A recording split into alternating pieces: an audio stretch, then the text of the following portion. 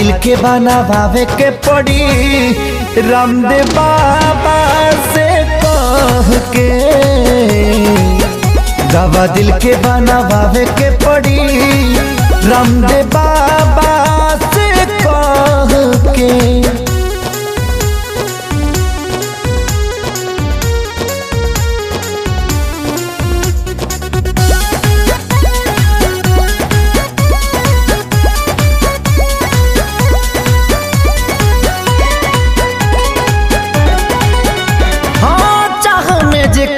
तबाह भइल जिंदगी जिए मरे से बेपरवाह भइल जिंदगी। चाह में जेकरा तबाह भइल जिंदगी जिए मरे से बेपरवाह भइल जिंदगी।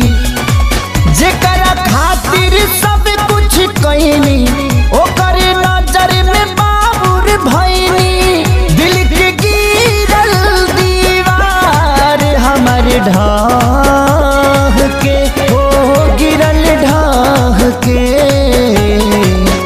दवा दिल के बनावे के पड़ी रामदेव बाबा से कह के। दवा दिल के बनावे के पड़ी रामदेव बाबा से कह के।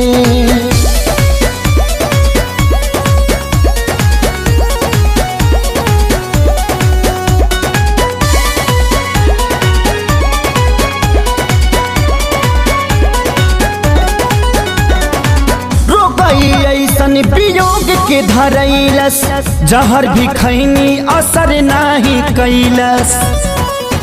हार गई ऐसन वियोग के धरैलस जहर भी खैनी असर नाही कैलस।